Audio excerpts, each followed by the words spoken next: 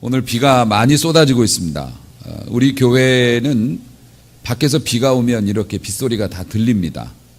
좋은 교회라서 그렇습니다. 모름지기 교회는 세상의 소리가 들려야 합니다. 주변의 상황과 또 돌아가는 상황들이 교회에 들리고, 교회는 또 교회의 음성을 세상에 들려줄 수 있는 그렇게 통하는 교회여야 한다고 생각을 합니다. 세상이 굼뜬 어찌 되었든 우리끼리만 딱 문 걸어 잠그고 은혜 받는 것을 하나님이 원하시지 않거든요. 비가 오면 빗소리를 들으면서 예배를 드리는 겁니다. 참 분위기가 좋습니다. 얼마 전에 그 스페인에서 번지 점프를 하던 사람 하나가 사고로 목숨을 잃는 불행한 일이 있었습니다. 번지 점프 하시는 분들은 참 대단하신 분들입니다. 그 높은 데서 말이죠. 그 밧줄 하나 발에다가 묶어놓고 그걸 뛰어내립니다. 그만큼 위험해서 사고도 많이 나고요. 번지 점프에서 사고 나는 건 딱 한 가지죠. 밧줄에 문제가 생겨서 사고가 나는 겁니다. 다른 거는 없죠. 이 사람이 미국 사람이었는데요. 스페인에서 여행을 갔다 번지 점프를 하게 됐는데 그 번지 점프 도와주시는 스텝이 영어를 잘 못했나 봐요. 그래서 아직 준비가 덜 됐으니까 뛰면 안 된다고 그러면서 바람이 불어서 큰 소리로 노 점프라고 얘기를 했는데 스페인 사람이라 그런지 발음이 안 좋아서 그랬는지 주변에 있던 사람들은 나우 점프라고 들었대요. 지금 뛰라고. 그래가지고 이 사람이 아무 망설임 없이 줄도 안 묶고 그냥 뛰어내려가지고요. 그래서 노 점프라고 한 게 맞냐, 나우 점프가 맞냐, 이걸 가지고 이제 막 증인들이 우리는 그렇게 들었다, 뭐. 근데 어떡합니까? 그 사람은 그렇게 불행한 일을 당해서 여행을 갔다가 변을 당해버리고 말았는데요. 이만큼 듣는 것은 굉장히 중요합니다. 사람에게 있어서. 오죽하면 하나님께서 그 인간의 죄를 꾸짖으시고 인간의 교만함을 꾸짖기 위하여 바벨탑 공사하는 인간들을 제지하실 때 제일 먼저 쓰셨던 방법이 서로 못 알아듣게 하는 거였거든요. 근데 요즘에 보면은 그 이어폰을 귀에다 꽂고 이렇게 거리를 걸어가는 우리 분들이 많이 있는데 사실 상당히 위험한 거거든요. 요즘에 이어폰은 음질을 높이기 위해서 아예 그냥 귀에다가 꽉 밀착을 시켜버리지 않습니까? 그럼 외부 소리가 잘 들리질 않아요. 그리고 더군다나 이제 핸드폰까지 보시면서 이렇게 오면은 눈하고 귀를 막고 오는 거잖아요. 뒤에서 자동차가 달려와도 모르고 또 주변 사람들이 위험하다고 소리쳐도 모르고 변을 당하기가 딱 좋죠. 인간이 외부와 소통을 하고 정보를 이렇게 듣고 보는 것은 정말로 중요한데요. 오늘 하나님의 말씀을 듣는 시간인데 오늘 비가 이렇게 막 폭우가 쏟아지는데 여러분들이 오셨어요. 근데 몇 분 빠지셨네. 이것도 시험이라고 또 그 시험을 못 이기셨나 봐요. 어쨌든 이 폭우의 시험을 이기고 여기까지 나오신 여러분들 오늘 하나님의 말씀이 잘 들려지는 은혜가 있기를 바랍니다. 이게 귀로 들려질 뿐만 아니라 우리의 마음속에 잘 새겨지는 은혜가 있어서 말씀으로 복을 받는 우리 모두가 되었으면 좋겠습니다. 유대인들은 하나님이 보내어 주시는 메시아를 대망하면서 살았습니다. 수천 년간. 그래서 메시아가 인간으로 오신다고 하는 이야기는 유대인들도 알고 있었고요. 그래서 유대인 처녀들은 항상 결혼을 할 때 혹시 내가 메시아를 낳지 않을까라는 그런 희망을 가지고 살았다고들 해요. 더군다나 이 사람들이 살기가 되게 어려운 시절이었습니다. 예수님 당시에는 로마의 지배를 받고 억울한 삶을 살고 있어서 정말 힘들 때 메시아가 오셔가지고 이 모든 걸 바로잡아줬으면 좋겠다라고 하는 메시아 대망 사상이 무르익을 때였는데요. 그때 메시아가 오셨잖아요.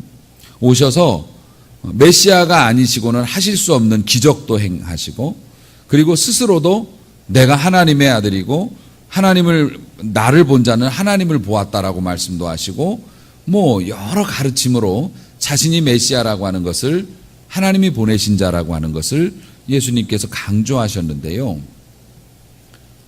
그렇게 메시아를 기다려왔던 사람들이 더군다나 말씀을 평생 연구하고 종교적인 생활을 자기 일생의 사명으로 알고 살았던 종교 지도자들조차도 눈앞에 서 계신 메시아를 인정하지 않고 예수님이 아무리 설명을 해 주셔도 못 알아들어요. 참 신기한 일입니다. 그렇게 못 알아듣기도 쉽지가 않은 건데 유대인들이 못 알아듣습니다. 여러분, 유대인과 예수님의 관계에서만 그러나요? 우리 자녀들을 보세요, 여러분. 부모님들이 그렇게 아이들을 위해서 자녀들의 행복과 또 안전을 위해서 잔소리라고 말을 하는데 그렇게 애달프게 그러면 안 된다, 이렇게 해야 된다 얘기하는데 정성껏 안 들어요. 아주 지극정성으로 반대로 갑니다. 애들이 왜 그렇게 말을 안 들을까요? 어린애들이. 이게 히어링이 안 되는 건 아니거든요. 듣긴 들어요. 그런데 순종의 삶으로 연결이 안 되니까 안 들은 거나 마찬가지죠. 유대인들도 메시아 되신 주님의 말씀을 듣고도 반응이 이상하게 나와요. 자녀들은 부모의 가르침과 교훈을 들으면서도 행동이 바뀌지 않아요. 우리 성도들은 또 어떤가요? 목사님 말씀이 참 좋습니다라고 얘기하셔요. 저도 몇 년 전에는 그런 얘기 들어봤어요. 요즘에는 못 들었지만. 목사님 설교가 참 좋으세요. 그런데 설교만 좋아요. 그냥 설교만 좋은 거고요. 그리고 제 삶에는 관여를 안 하셨으면 좋겠어요. 저더러 이래라 저래라 하지 않으셨으면 좋겠고 저한테 뭐 자꾸 뭘 하자고 안 그러셨으면 좋겠어요. 그래요. 그러면 그 좋은 말씀은 귀로만 들었지 영으로 들은 건 아니거든요. 예수님의 말씀을 들어도 예수님을 너 정말 메시아야? 아닌 것 같은데? 아닌 것 같은데? 부모님의 말씀을 들어도 좋은 뜻으로 하신 말씀인 줄은 알고 저를 사랑해 주시는 건 알지만 저는 저의 인생을 살겠습니다. 이러고 목사님이 하나님의 말씀을 증거해도 참 좋은 말씀이고 우리 목사님 참 말씀 잘하셔. 말씀만 이제 그 말씀만 잘하셨으면 좋겠어. 그냥 내 삶에 간섭하지 마시고 왜 그럴까요? 도대체 왜? 일단 사랑하는 우리 성도 여러분, 여러분이 은혜와 말씀 또 혹은 하나님께로부터 받은 진리를 아는 은총을 입은 사람들이라면 하나님의 말씀을 깨달은 말씀을 오용하거나 악용하면 안 돼요. 그럼 하나님 앞에 벌 받아요. 이걸 꼭 아멘을 시키고 싶은데 어쨌든 은혜를 받았으면 은혜를 은혜답게 쓰셔야 합니다. 그런데 이렇게 같은 물을 먹어도 뱀이 물을 먹으면 독을 만든다고 하잖아요. 그것처럼 만약에 여러분이 하나님의 진리를 알았다면 공부를 해서 다른 사람보다 하나님의 진리를 더 알게 되었다면 그 진리의 잣대를 가지고 다른 사람을 비판하는 데 써먹으면 안 돼요. 하나님이 우리에게 진리를 가르쳐 주신 것은 불신자들 살리는 데 쓰라고 가르쳐 주신 것이지 알고 보니 하나님은 이런 사람 되게 싫어하신데 너가 그런 사람이야 이런 데 쓰면 안 된다는 거예요. 이게 바로 은혜를 악용하는 사람들이에요. 또 하나님의 공의를 배웠어요. 하나님은 공의로우셔서 반드시 어떤 일이든 간에 행악 간에 선한 일이든 악한 일이든 심판하신다. 하나님은 공의롭다. 그걸 다른 사람을 정죄하는 대로 쓰면 안 돼요. 신자는. 하나님은 공의로우시니까 넌 반드시 벌 받을 거야. 그러면 안 돼요. 하나님의 공의를 왜 가르쳐 주시고 보여주신 줄 아세요? 여러분이 하나님의 공의를 왜 느끼게 만들어 주신 줄 아십니까? 여러분이 의로운 삶을 살다가 억울한 일 당해도 실망하지 말라고 공의의 하나님이 계시다는 걸 가르쳐 주신 거예요. 그걸 가지고 다른 사람을 판단하거나 욕하는 데 쓰면 안 돼요. 또 하나님의 자비하심을 경험했어요. 하나님께서 용서해 주시고 눈 감아 주셨어요. 그거를 여러분의 죄와 허물을 합리화시키는 데 써먹지 말란 말이에요. 하나님은 자비하셔서 나를 용서해 주셨는데 너는 왜 나한테 그렇게 하니? 이러면 안 돼요. 뿐만 아니라 하나님의 사랑을 경험했습니까? 하나님께서 내가 부족한데도, 내가 연약한데도 나에게 축복하시고 좋은 일을 주셨습니까? 하나님의 사랑을 경험했다면 여러분의 게으름과 여러분의 실수를 합리화하는 데 써먹으면 안 돼요. 아, 나 이렇게 또 실수했지만 하나님이 사랑하시니까 나는 괜찮을 거야. 그러라고 하나님의 사랑을 보여주신 게 아닙니다. 하나님의 사랑은 광야같이 고달픈 삶을 살아가는 성도들에게 중간에 오아시스요 꽃을 여러분에게 보여주셔서 기운내라고 베풀어 주신 것이지 그거 가지고 게으름 부리라고 보여주신 건 아니거든요. 이와 같이 또 혹은 하나님이 은혜를 주시거나 하나님이 축복해 주시는 거를 나 같은 사람을 축복하시는 하나님 너무 놀라워요. 이렇게 써야지. 나는 내가 똑똑하고 내가 부지런하고 내가 남보다 더 뛰어나기 때문에 이걸 받았어 라고 써먹으면 하나님 앞에 벌 받는단 말이에요. 여러분 벌 받는다고 하니까 뭐 저주라고 말씀하실지도 모르는데 여러분 진짜 저주를 안 당해보셔서 그러시죠. 저도 저주해 본 적은 없는데요. 벌 받는다고 하는 거는 가르쳐 드리는 거예요. 하나님께 벌 받으면 어떻게 되는 줄 아십니까? 별의별 일이 다 일어나겠지만 하나님께 벌 받으면 여러분들이 받은 은혜나 자비나 공의를 깨닫는 거나 축복이나 이런 게 값이 없어져요. 그거를 소중하게 간직하고 귀한 줄 여기고 귀하게 사용해서 아주 요긴하게 써야 되는데 하나님이 여러분에게 주신 그러한 축복들이 그냥 쉬어버려요. 그래서 하나님의 사랑을 받았는데 그 사랑 때문에 정말 행복하고 주변 사람도 행복해져야 되는데 그 사랑이 쉬어버리면은요 그것 때문에 오히려 시샘과 질투를 받거나 분쟁의 기회가 되거나 그래요. 하나님이 주신 좋은 거는 잘 소화시키고 그걸로 힘내서 축복해야 되는데 하나님의 은혜를 악용하면 그렇게 된단 말입니다. 여러분, 우리는 하나님의 말씀을 듣습니다. 근데 지금 다시 고민해요. 왜 유대인은 예수님이 그렇게 메시아라고 그러는데 아니라고 못 알아듣고 그랬을까? 오죽하면 예수님이 양과 목자 알지. 유대인들은 그런 거 많이 하니까요. 너희들 양 기르잖아. 목자 하잖아 지금. 그러니까 내가 목자고 너희가 양이야. 너희들 광야에서 밤에 울타리 이렇게 지어놓고 그 안에 양들 몰아놓고 재우잖아. 그리고 너희들 문에서 이렇게 딱 지키지. 너네가 지키는 문으로 드나드는 양 아니면 담 넘어서 양이 왔다 갔다 하거나 아니면 뭐가 왔다 갔다 하면 다 도둑이야. 훔치는 거야. 알지? 내가 그래 내가 양의 문이고 나로 말미암아서 나를 통해서 왔다 갔다 하면 자유와 행복과 꼴을 얻을 것이야. 이러면서 설명을 해줘요. 못 알아들어요. 그런데도. 왜 못 알아들을까? 왜 자식은 부모의 말에 반응하지 아니하고 왜 성도님들은 목회자가 전하는 하나님의 말씀을 그 말씀을 삶의 지표로 삼고 변화되지 않을까? 간단하게 오늘 말씀에서 주님이 가르쳐 주세요. 3절 말씀, 문지기는 그를 위하여 문을 열고 양은 음성을 듣는다. 그가 자기 양의 이름을 각각 불러 인도하여 내는데 자기 목자가 결국엔 뭐냐면은 우리가 이 지난 한 주간 동안 이 양과 목자의 관계에 대해서 주중 설교를 통해서 말씀을 들으면서 제가 그렇게 설명했죠. 한 우리 안에 여러 목자의 양들이 섞여서 있을 때 A라는 목자가 얘들아 가자 하면 다른 양들은 고개도 안 든다는 거예요. 고개도 안 드는데 그 목자에게 속한 양만 머리를 쳐들고 우리 목자가 불렀어. 쏙 빠져나온다는 거예요. 수십 마리가. 또 다른 목자가 와서 얘들아 가자 하고 휘파람 불면 그 목자의 양들만 신기하게 빠져나온다는 거죠. 그러니까 양은 자기 목자의 음성을 듣는데 그래서 움직이는데 따라가는데 안 따라가는 양은 뭡니까?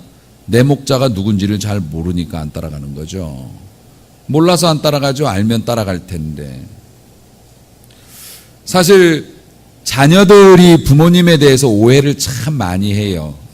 그리고 부모님을 좀 우습게 보는 경향이 있어. 머리 좀 컸다고. 주중에 이런 일이 있었습니다. 이제 우리 김요한 군이, 제 아들이 음악을 하잖아요. 음악을 하는데 요즘에는 음악을 다 컴퓨터로 이렇게 합니다. 그런데 이제 학교하고 집을 왔다 갔다 하면서 생활을 하는데 노트북을 가지고 그거를 하는데, 집에 와서 음악 작업을 하다가 학교로 이제 자취방으로 갔는데 전화가 온 거예요. 큰일 났다고. 그래서 왜 그러냐 그랬더니 충전기를 안 가져갔대요. 노트북 충전기를 안 가져가면 전기 충전이 안 되니까 아무리 오래 가도 하루 이상 갈 수가 없지 않습니까? 근데 작업은 며칠을 해야 되는 작업인데 그럼 어떡하겠어요. 친구한테 이제 가서 빌려가지고 좀 갖다가 꽂아서 좀 하려고 하면 친구가 나도 떨어져서 가져와 그럼 또 갖다 줘야 되잖아요.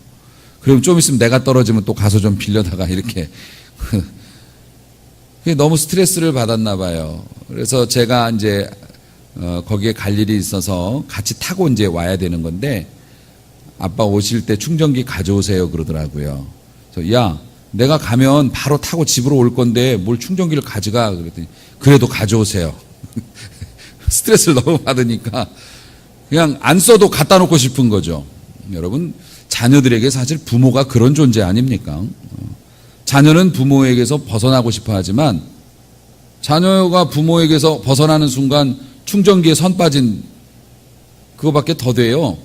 우선은 편안하고 걸리적대지 않겠지만은 조금 지나면 돈 떨어지고, 조금 지나면 어려운 일 생기고, 조금 지나면 배고프고, 조금 지나면 외롭고.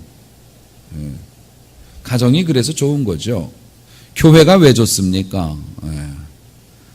교회가 거치장스럽고 교회에서 요구하는 건 많고 그렇습니다마는요. 여러분, 그렇다고 내 교회 없으면 어떻게 돼요? 여기 가서 충전 한 번, 저기 가서 충전 한 번, 늘 옹색하고 불편하고 그렇습니다. 우리 주님의 은혜도 역시 마찬가지죠. 주 안에 있으면 주님이 주시는 능력을 공급받아서 우리가 정말 멋진 삶을 살 수도 있고요. 그런데 주님과의 관계 떨어지고 주님의 말씀 못 들으면 어떻게 됩니까? 불편해지는 거죠. 힘들어지는 겁니다. 사랑하는 성도 여러분, 우리가 양이라고 생각한다면 양의 생명과 행복과 불행과 이런 것들을 결정하는 건 목자와의 관계에 달려 있다는 사실을 잊지 마셔야 해요. 그런데 여러분, 다시 한번, 왜 유대인들은 예수님을 메시아라고 인정 안 했을까? 메시아 같지 않으니까요. 메시아 같지가 않아. 왜냐하면 자기들이 생각하는 메시아는 말씀 한마디로 로마 군인들을 한 100명쯤 죽여버리고, 말씀 한마디로 양식을 생산해가지고, 그래서 오병이어 그거 할 때 최고 찍었잖아요. 예수님 시청률이. 사람들이 막 엄청 좋아했죠. 이거야 이거. 그래서 내가 메시아다, 앞으로 나 따라오면 먹는 건 걱정하지 마. 예수님 다 믿었을 거예요. 그런데 종교 지도자들이 딱 봤을 때나 이스라엘 사람들이 봤을 때 하는 게 몇 번 메시아 같은 게 있긴 한데 어떤 때 보면 또 아닌 것 같고, 그리고 결정적으로 보면 너무 더럽게 생겼어. 옷을 나보다 잘 못 입었어. 그리고 저 사람이 지금 갈릴리 출신인 거, 나사렛 출신인 거 아는데 동네가 너무 안 좋아. 그런 동네에서 메시아가 나와? 말도 안 돼. 우리가 세상에서 그런 시각을 갖지 않습니까? 학교 저런 데 졸업한 사람이 뭘 할 수 있겠어?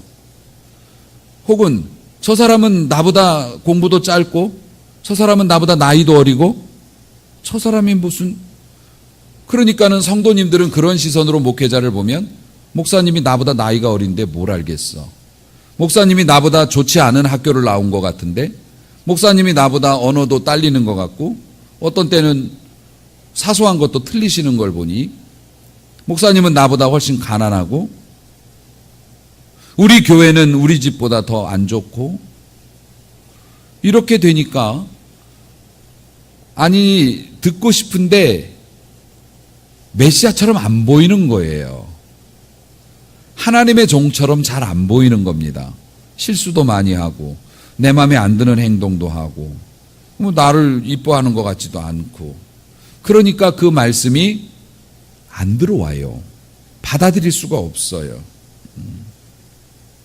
오죽하면 우리 주님께서 그 양과 목자의 비유를 들어서 설명을 했는데 오늘 10장 1절에서 6절까지 읽었지요. 6절 보니 예수께서 이 양의 비유로 그들에게 말씀하셨지만 그들은 그가 하신 말씀이 무엇인지 알지 못했다. 예수님이 너무 답답하셨어요. 그래서 7절서부터 예수님께서 진짜 애절하게 말씀하십니다. 제가 한번 여러분들과 함께 이 말씀을 볼게요. 7절부터 그러므로 예수께서 다시 말씀하셔요. 진실로 진실로 너희에게 이르노니 나는 양의 문이야. 내가 그 문을 지키고 있는 문직인데 나보다 먼저 온 자 혹은 다른 길로 들어오는 자는 다 강도고 절도야. 그들이 양을 끌고 나가는 건 잡아먹으려고 끌고 나가는 거고 목자인 내가 너희들을 끌고 나가는 건 푸른 풀과 맑은 물을 주기 위해서야. 그 내용이 9절입니다. 내가 문이니 누구든지 나로 말미암아 들어가면 구원을 받고 들어가며 나오며 꼴을 얻으리라. 꼴이라는 건 풀이고요. 양식이죠. 예수님께서 말씀하세요. 도둑들은 너희를 끌고 가는 이유가 잡아먹으려고 끌고 가는 거야. 내가 너희를 오라고 하고 끌고 가는 거는 풍성한 양식을 너희에게 주기 위해서고 생명을 지켜주기 위해서. 밤이면 이쪽으로 와라. 낮이면 먹고 살려면 이쪽으로 가라. 왔다 갔다 시키는 게 너희들에게 생명을 주고 풍성히 주게 하려고.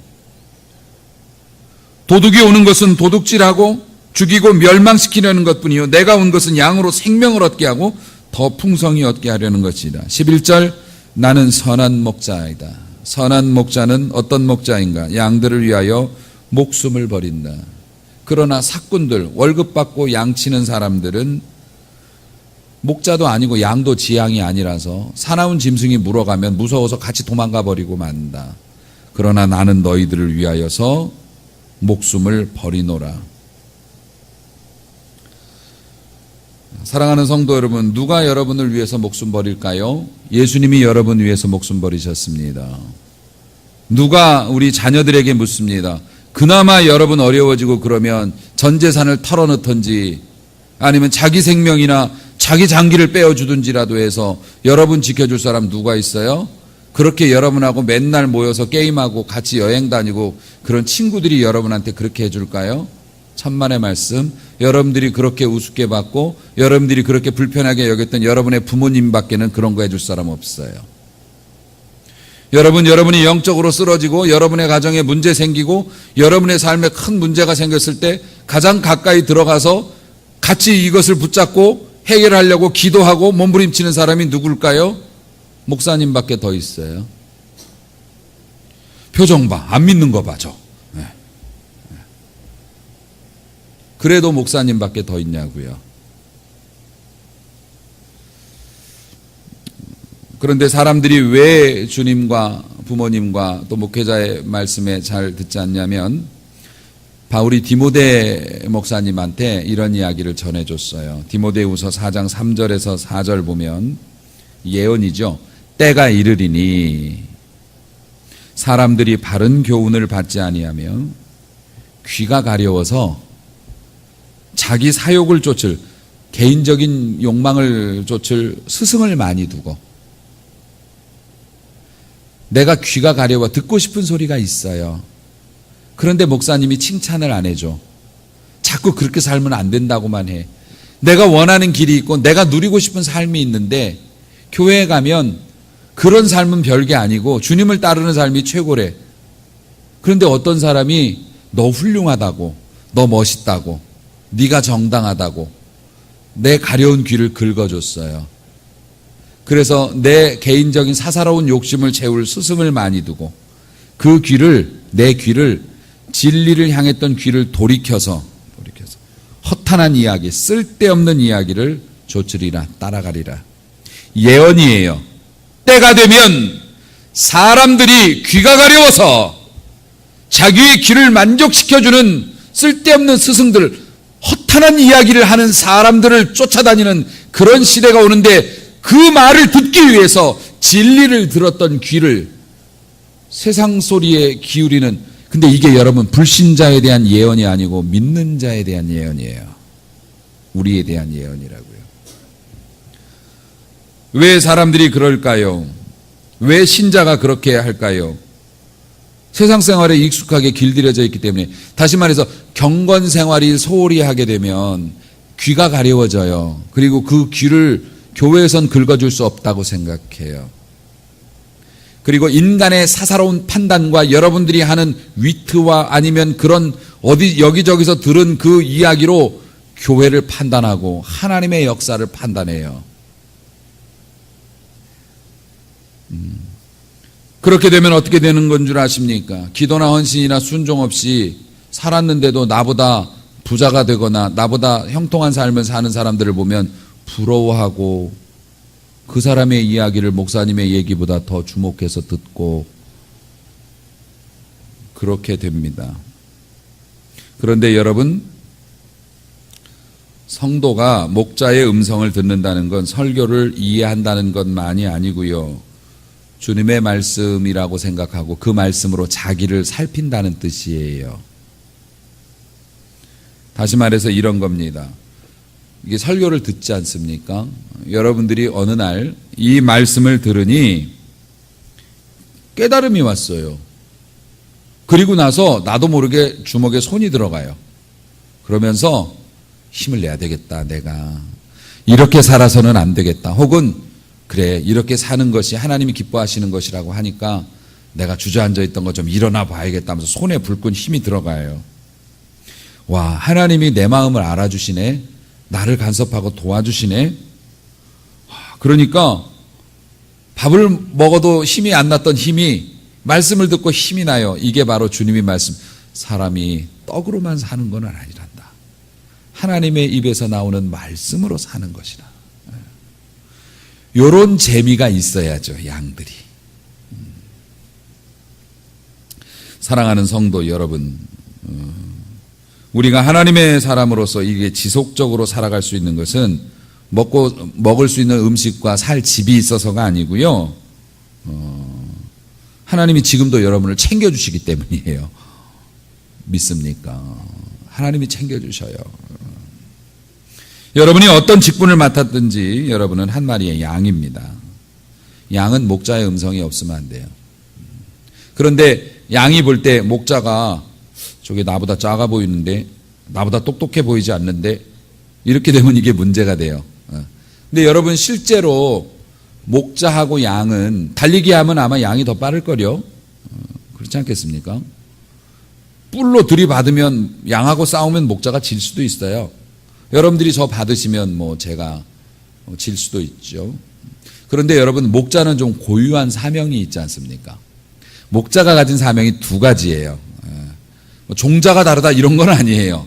그런데 하나는 권리이고요. 목자가 가진 게, 그러니까 권한을 위임받았잖아요. 권리가 있고요. 또 하나는 그 통찰이 있어요. 통찰이. 그래서 이제 목사님들이 원래 여러분의 주인은 예수님이시고요. 예수님 양인데 예수님께서 요 김양, 이양, 최양, 박양 요 양들은 김용석 목사한테 여기 맡겨놓을 테니까 네가 상현동에서 이렇게 목회를 해. 요런 거거든요, 교회들이. 그래서 어디 가나 뭐 하나님의 왼쪽 주머니에서 오른쪽 주머니 아니요. 목자 대신 주님이 허락하셔야 양도 이게 소속이 바뀌어지는 거예요. 하나님의 뜻을 따라 움직이는 거죠.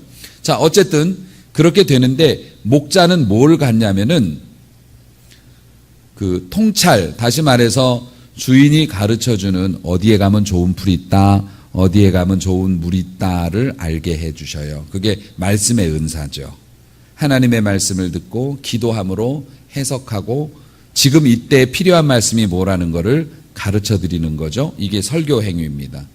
그래서 우리 성도님들이 그 말씀을 따라가면 하나님이 여러분을 위에서 예비해 놓으시고 감춰 놓으신 풀을 찾을 수 있는 거예요. 할렐루야. 물을 찾을 수 있는 거예요. 할렐루야.